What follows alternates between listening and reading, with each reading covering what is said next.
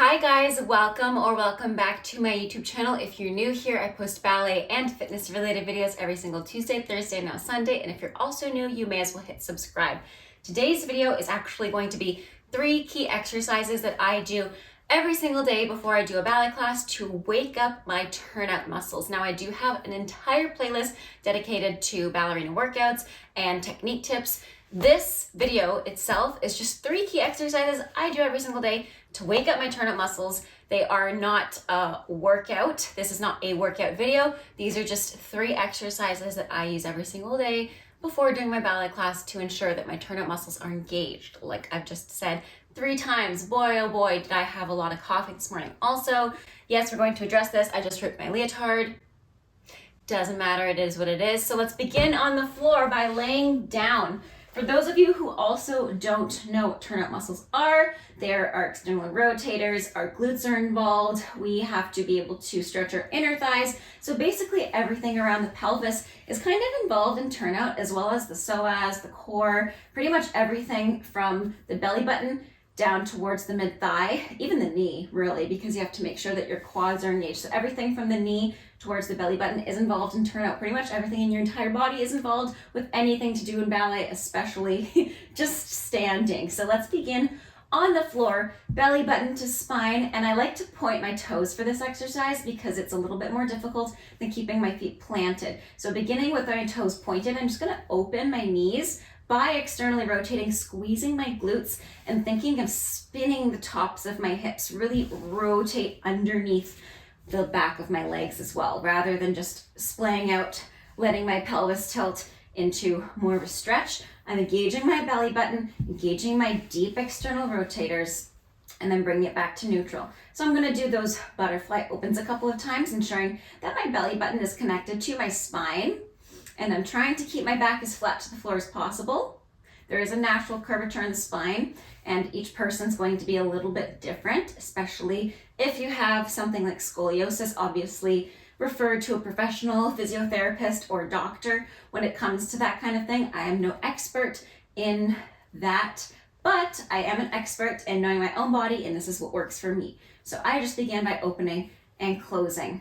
Then once I get pretty comfortable with that and I feel like my hips are starting to get pretty warm, I'm actually going to keep my toes on the floor and lift my hips and do the same thing, thinking of slightly tucking under, because we want to try to keep our back as neutral as possible, which requires our hamstrings to engage when we're in this position, because otherwise if I don't engage them, look what happens to my back. You do not want to stand like this in a ballet class. You want to make sure the backs of your legs are engaged, your belly button is connected to your spine, and you're slightly tucked under. I'm not saying actually tuck under, but I'm saying try to make your pelvis neutral. Tendency is to usually tilt it forward and spill an imaginary bowl of popcorn. Keeping my arms flat on the floor, I do the exact same thing with my hips lifted. I have done this exercise in a lot of my workouts, and it is great for your glutes, it's great for your turnout, and like I'm doing now, it's great to warm up my turnout muscles. This is the first one that I start with, mainly because it also connects my core to the movement.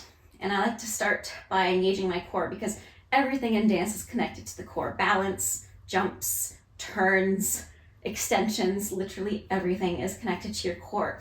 So I do this about 8 to 12 times. And then after I do about 8, I think I've done about 8, I'm gonna stay out here, try to keep my pelvis neutral and take my arms to first position. I'm just gonna flutter my wings and pulse it out for 8, 7, 6, 5, 4, 3, 2, and 1. Good, bring it back in and then lower down. I like to repeat that whole thing a second time. You can rewind the video if you'd like to do that, but I'm gonna try to keep all this clear, concise, and short. So again, I start with my toes on the floor, opening, closing, then lifting my hips, doing the same thing, and pulsing out. The next exercise I like to do is actually on my front, and I like to start in the mat because why wouldn't I start in the mat to warm up? So going on my front, I'm gonna put my hands underneath my forehead, and I'm gonna begin by keeping my legs parallel here, not turned in, not turned out, parallel and neutral. You have to still engage the backs of your legs and always think of lifting your belly button slightly off the floor so you don't succumb to more lumbar lordosis than necessary. So I'm going to begin by bending my left knee. I'll flex the foot to show you about how neutral my leg is. Then I'm going to lift the thigh off the floor and just do that a couple of times. I'm engaging the back of my leg. I can feel my hamstring doing a lot of work here. 3 and 4.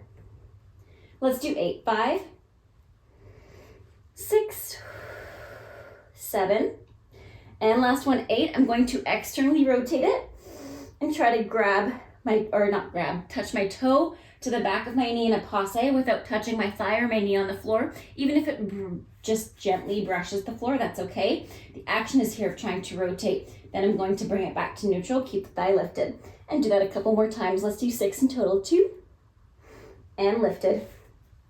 3, and I like to take my hands on my hips here sometimes too to make sure that they're not wiggling.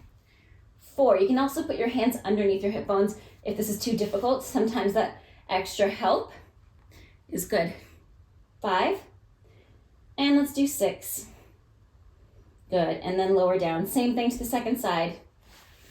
Bending the knee and then lifting the thigh for 8, 7, 6, 5, 4, 3, and 2. And the last one, we're going to externally rotate, try to grab that passe for 6, and neutral, keeping it hovering. 5, keeping it hovering. 4, and 3, and 2, and the last one. Beautiful. Now bringing both knees together, opening my feet. I'm actually internally rotating here.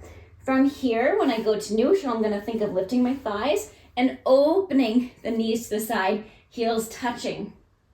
And then I'm going to bring it back to internally rotated. I'm going to do that a couple of times, initiating by lifting my thighs off the floor first, keeping them hovering, and then bring it back.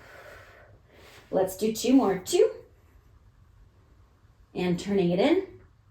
And last one. Now from here, I'm going to do little circles with my heels, trying to keep my thighs again hovering. I like to do 16 of these. Let's do 16, 15, 14, 13, 12, 11, 10, 9, 8, 7, 6, 5, 4, 3, 2, and last part, I'm going to extend both legs to an arabesque and bring the heels together, keeping the thighs hovering. Extend arabesque. I like to take my hands behind my head too and lift my upper back, because then I get to work on arabesque as well as external rotation and turnout. Good, and let's do one more. And then relax. Amazing, go and stretch it out. And then the very last exercise before I do class, I like to actually stand up, so I'm just going to move you guys up. The last exercise is very simple concept and very straightforward. You're going to begin by standing parallel. Let's stand on the right leg first, work out the left leg. Standing on the right leg, still keeping our posture, just like you're in ballet class, roll the shoulders back, open up the chest, back is nice and flat. And we're going to externally rotate both legs. So my hips are in the center of both feet. If I were to open, I'd be in a first position. Externally rotated. We're gonna do 8, 7, really hold it, lock it at the top or at the outside of your external rotation. 3, and you can take different variations here. You can take your arms up, do different port de bras. 4, you can even do this in plie for an extra challenge to stabilize the thigh and the knee. This one's difficult for me. I'm somebody who has a lot of hyperextension, so this is really good work for somebody who also has a lot of hyperextension. 2 more. And this is great for your ankles as well if you have weaker ankles. Stabilizing those. And last one, we're going to stay out here. And then we're going to take one leg to attitude, the one that's obviously in our coupe or coup de pied. Good, take it to attitude. And then let's extend. And now you've got your true turnout.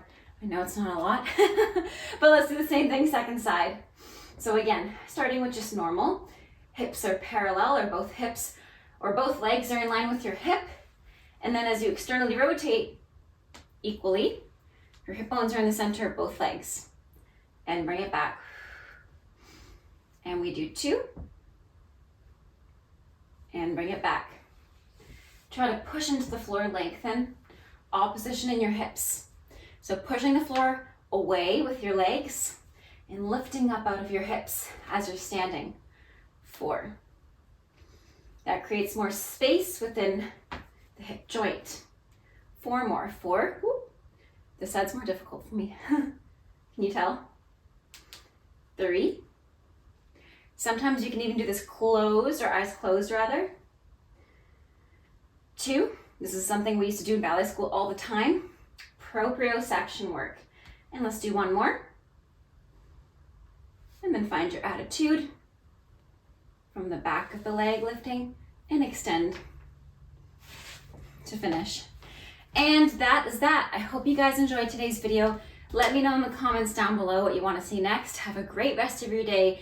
Happy dancing, stay safe, and until next time, bye now.